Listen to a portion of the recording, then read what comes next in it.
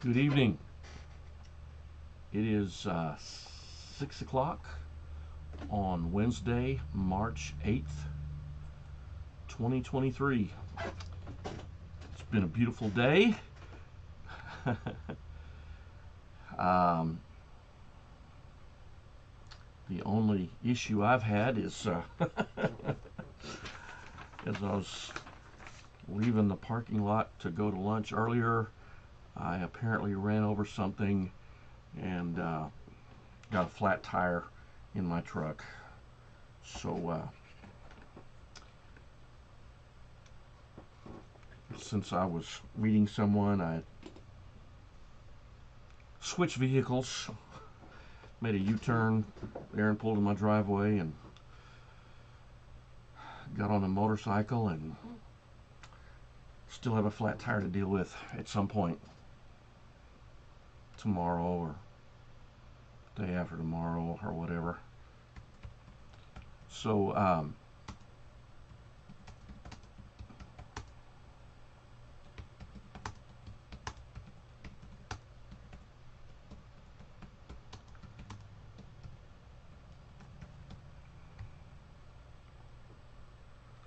okay, I'm hoping this is working. All right. I have a new phone because it got to where I couldn't hang the old one up. So I'm not sure if I'm ever going to get on Facebook on this phone. It just keeps spinning and spinning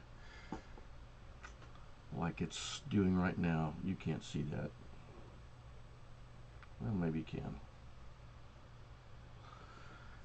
But so if you have any prayer requests, please let me know that by typing it on and sharing it on the comment section, either on Facebook. Hi Larry, so at least I can see this on this screen, even if I can't get it on that little screen. So a couple of announcements, just a reminder, Jones Creekers, on March 26th, that'll be our combined morning worship service with the folks at St. Joseph Baptist Church. We'll be going out there. The service starts at 10 o'clock, and then we'll have lunch. And they, Miss Danny sent instructions that will be provided exclusively by the ladies of St. Joseph. I don't think they mean they don't like our cooking. I think they just want to do that, just like we want to do that when they come here. So March 26th, 10 o'clock in the morning at St. Joseph Baptist Church, which is 2365 County Road 400, Jones Creek. So remember that. Then a couple of prayer things. One is just got this request a few minutes ago to pray for Holly's son Sam and his wife Jenny. You know, Sam's had some ups and downs with cancer, and that leads to some other things, and so they're having a tough time. So please pray for them, and pray for Holly because that's her son. You know, I may be wrong, but I think that's her baby. So, not that babies are any more special than the eldest, but there's just something about them being the youngest, at least in, yeah.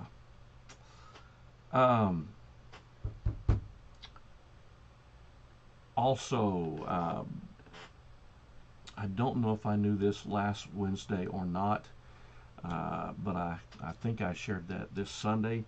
Delane is scheduled to have her surgery on March 16th, which is 1 week from tomorrow. So please be remembering her. As I've said facetiously a couple of times, they're going to be slicing her throat as they remove the thyroid, and so pray that that's all they remove. Well, they could remove some of her homicidal tendencies. But other than that, you know,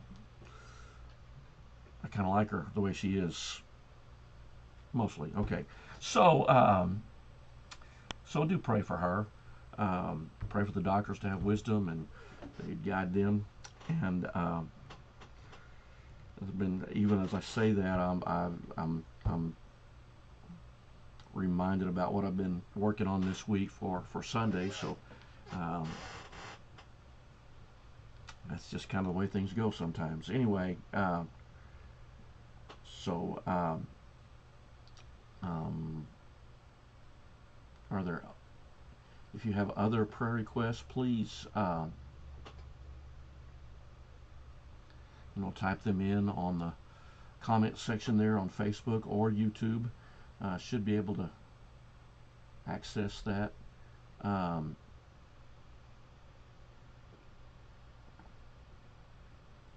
hmm.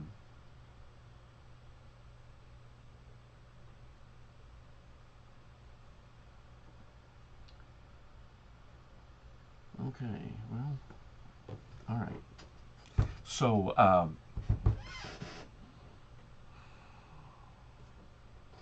Trying to think if there are any others. I will mention that last week we had mentioned a lady named Charla who had just had a baby, and there were some issues, and so she was in uh, Memorial Hermann in Katy, and then the baby had some issues, and he was taken to Memorial Hermann in Cyprus, but they are both at home doing well now. So, and I think they kept the little boy in the hospital for a few days just for observation. Make sure he's breathing fine, but he is at home now. So that's a good report.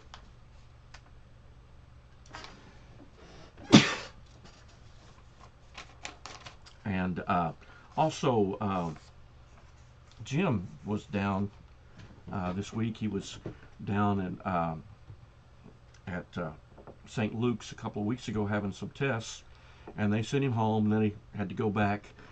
He was there yesterday for some more tests, and I think they got done then what they were supposed to have gotten done the first time around. They didn't get everything done last time, apparently, but apparently he has quite a bit of damage around his spine, compression issues, and so they basically told him his options are these. He can have surgery, and which has about a 25% chance of success, which means in this case that it halts the progress of the condition. The other option would be he does nothing. They give him some pain medicine, and eventually he would be facing paralysis. So that's what they've said. But you know, they're not in charge. God is. So just pray for Jim and Wendy to have the right wisdom and make the right decisions about what they want to do, and then for God to work out His will, and of course more than that, God could decide to heal him, and I believe that God would get great glory from that, and so we'll pray that way. And I'm looking to see if there's anything else that jumps out at me about new requests. There's a lot of ongoing requests. You know, remember to pray for Miss Shar and of course her family, Kelly, and the rest of her siblings. Pray for Richie and Bethel, especially Bethel, as she continues to recover from the injury and the accident. Continue to pray for Tony. She seems to be doing much better, though. And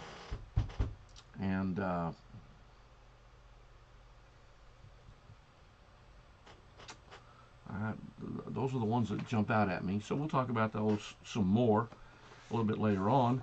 But if you would, we're going to... Excuse me.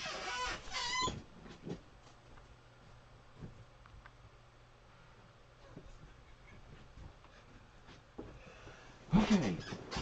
Never mind. Oh man, I just realized y'all got the full fat view. Okay. Um,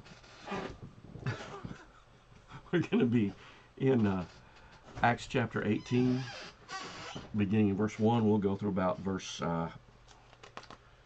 17, I think. Yes.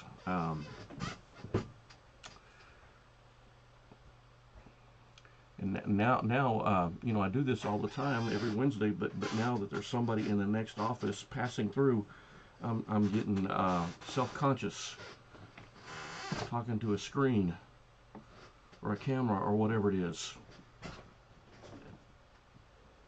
But we press on. Acts chapter 18, beginning in verse 1. After this, he left Athens and went to Corinth, where he found a Jew named Aquila, a native of Pontus, who had recently come from Italy with his wife Priscilla, because Claudius had ordered all the Jews to leave Rome. Paul came to them, and since they were of the same occupation, tent makers by trade, he stayed with them and worked. He reasoned in the synagogue every Sabbath and tried to persuade both Jews and Greeks. When Silas and Timothy arrived from Macedonia, Paul devoted himself to preaching the word and testified to the Jews that Jesus is the Messiah. When they resisted and blasphemed, he shook out his clothes and told them, "Your blood is on your own heads. I am innocent. From now on, I will go to the Gentiles." So he left there and went to the house of a man named Titius Justus, a worshiper of God, whose house was next door to the synagogue. Crispus, the leader of the synagogue, believed in the Lord along with his whole household. Many of the Corinthians, when they heard, believed and were baptized. The Lord said to Paul in a night vision, "Don't be afraid, but keep on speaking and don't be silent. For I am with you, and no one will lay a hand on you to hurt you, because I have many people in this city." He stayed there a year and a half, teaching the word of God among them. While Gallio was proconsul of Achaia, the Jews made a united attack against Paul and brought him to the tribunal. "This man," they said, "is persuading people to worship God in ways contrary to the law." As Paul was about to open his mouth, Gallio said to the Jews, "If it were a matter of wrongdoing or of a serious crime, it would be reasonable for me to put up with you Jews. But if these are questions about words, names, and your own law, see to it yourselves. I refuse to be a judge of such things." So he drove them from the tribunal. And they all seized Sosthenes, the leader of the synagogue, and beat him in front of the tribunal, but none of these things mattered to Gallio. Before we get into the passage itself, just a couple of things I want to touch on. I want to talk about the city of Corinth, as well as Paul's relationship to that church. Corinth was located on a narrow isthmus. That's hard to say. So it was an important center for trade. In the Roman times, a lot of times ships would come to one side of that isthmus and then be rolled overland to the other side. And this usually was, from what I understand, was accomplished with large, I'm going to say, logs that they would use as rollers. And this would cut down on the travel time that would be required for going around the Peloponnesian Peninsula. And partly because it was a port city, it was basically full of every known vice. And by the way, every time I see this word Corinth and think about Corinthians or Corinthian, I'm reminded of some old commercials on TV for a particular Chrysler car, Chrysler Cordoba, that Ricardo Montalban would advertise. With his beautiful accent, he was always talking about the interior with the rich Corinthian leather. So we might think that Corinth was noted for its leather. However, as I understand it, Chrysler made that up, or their advertising agency. There was nothing unique about the leather, so I'm told. Uh, but uh, Corinthian, to Corinthianize was basically to go pot, to go to the devil, because it was known as a very immoral city. It was a melting pot. There were people from all over the world there, both living there and passing through. So basically, every known religion was there, meaning that there were many pagan temples and idols. There was at least one synagogue, which was good news for Paul because that's where he would start. But in many of these pagan temples, worship would include immorality, specifically sacred prostitution. Now, as we've just read this chapter, this is really when Paul evangelized Corinth during his second missionary journey, which is where he is now, and established the church. And after this time there in Corinth, he wrote a lost letter in which he commanded the Corinthians, the Christians there, to disassociate themselves from a member of their church who was living in immorality. And then we also know that he wrote what we refer to as 1 Corinthians while he was in Ephesus during his third missionary journey to deal with a wide variety of problems, including this immorality situation, some factions within the church, and so forth. Then we know that Paul made a quick, painful visit from Ephesus to Corinth and then back to Ephesus, but he was trying to straighten out the problems there in Corinth, but he failed to accomplish that purpose. Then we know he sent another letter that's lost to us. He refers to that as the sorrowful letter, in which he commanded the Corinthians to discipline the one in immorality, as well as some of those opponents in the church, opponents to him that refuted his authority. And then after this, Paul left Ephesus and he went on to Troas, and then in Macedonia he waited for Titus, who carried that second letter. And finally, Titus arrived with the good news that the church had responded. They disciplined Paul's opponent as well as the immoral man, and most of the Corinthians had submitted to Paul's authority. And so it was in Macedonia that Paul wrote 2 Corinthians, still on that third journey, in response to Titus's favorable report. Okay, so that kind of, even though we're just starting the relationship here in Corinth, it just kind of sums up this long history that Paul has with the church. When Paul first gets to Corinth, he meets some fellow tent workers, tent makers, Aquila and Priscilla. They're referred to as Jews. It's not stated directly that they're Christians or not, so we don't really know for sure. However, there are some things that kind of tell us maybe they are. By the way, we were also told why they're there. Their presence in Corinth is explained because as Jews, they were living in Rome, and then the emperor forced all the Jews to leave Rome. So that's why they were in Corinth. And there's no mention of their conversion. And later on, obviously they are believers, so it seems like they were probably already Christians at this time. We also note Paul's routine, and at least for this first part of his stay in Corinth, Paul worked to support himself as a tent maker, but every Sabbath he would go to the synagogue where he would preach and teach about Jesus. And the Jews and Greeks that he would speak to would hear him, and some would believe. We see that.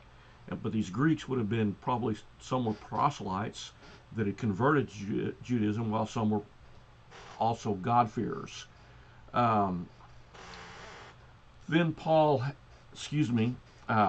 Silas and Timothy arrive, and they probably are bringing some monetary gifts from the churches in Macedonia, like the church in Philippi. So Paul was able to devote himself exclusively to the preaching of the gospel. They also brought a good report about the believers in Thessalonica. You know, that's the place, or one of the places, where Paul has been chased out of. And so their presence, and as well as the report, would have been very encouraging to Paul. So just briefly, you know, what was Paul's message there and the consequences of that message? Definitely his message would have been the same as always, that Jesus died on the cross to pay for the sins, and he rose again on the third day. And to the Jews, he definitely would have emphasized that Jesus was the Messiah they'd been waiting for, or the Christ in the Greek term. And to the Gentiles, he would emphasize that Jesus was the one sent by God, and he is the one true God. And we see later on that some believe, but some become abusive. As we've seen several times in Paul's ministry, once his message was rejected by the people in the synagogue, Paul would move on to the Gentiles. And this time he pronounced words and actions of warning. His words included the idea that the Jews themselves were responsible for rejecting Christ. They would bear the responsibility for their actions of rejecting Christ. And then when he dusts off his clothes, that symbolizes a breaking of fellowship. So he moves to a new location, a very convenient location. Since he was leaving the synagogue, he has to find a new one, and an ideal place was found in the home of Titius Justus, who was a God-fearing Gentile who happened to live right next door to the synagogue. We also see that among those converted was Crispus, who was the ruler of the synagogue, along with his whole household. And the fact that he's now relocated right next door to the synagogue, and now that their leader has also trusted Christ, that probably further increased the rage of the Jews. It's interesting that at this time Paul receives a message from God in a dream or a night vision. It may be that Paul was preparing to leave Corinth in the face of rising opposition, but we don't know that. The message is one of encouragement and a promise of protection and fruitfulness. God says, don't be afraid, keep on speaking. So it's possible that Paul saw a repeated pattern, and with the expectation that because of this pattern he would have to leave soon. But now God says, don't be afraid, keep on speaking. Don't be afraid, keep on speaking. Then he says, I am with you, no one will harm you. That's an assurance of God's protection, that God was with him and would protect him to continue to preach this message. Then he says, I have many people.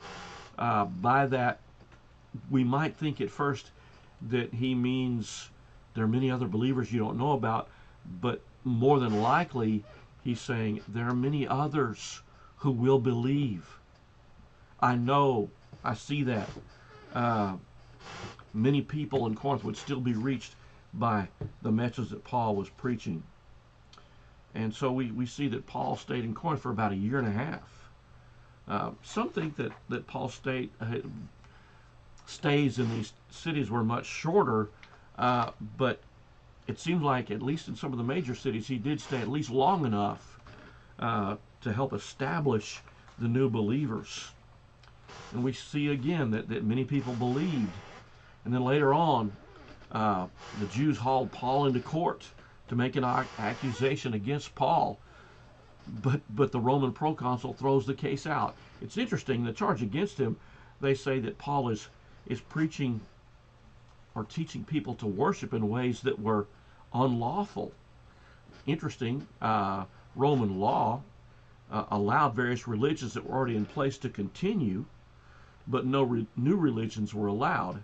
And so the Jewish charge was that Christianity was a new cult and therefore illegal, and it was distinct from Judaism. The proconsul at this time, his name was Gallio, uh, and any decision that he made would be a legal precedent. So it was kind of an important thing. So his decision would also have greater weight simply because his brother was a guy named Seneca, who was an important philosopher with a lot of influence in Rome. So basically, when Gallio refuses to hear the case, he is rendering a verdict that Christianity was in effect a legitimate, therefore legal religion, and so he saw it as an internal matter for the Jews themselves to discuss. So he apparently sees Christianity as a sect within Judaism. We would describe it as the logical completion or fulfillment of Judaism. So violence breaks out against because of this, and they drag a man named Sosthenes, who is apparently now perhaps the new leader of the synagogue. But there's some uncertainty as to exactly who it is that's breaking out in this violence. The text simply says they or all. In fact, in mine it says, and they all seized Sosthenes, the leader of the synagogue. Some suggest that it was the Greeks of the city who gave vent to underlying anti-Semitism. That is not always a new thing, is it?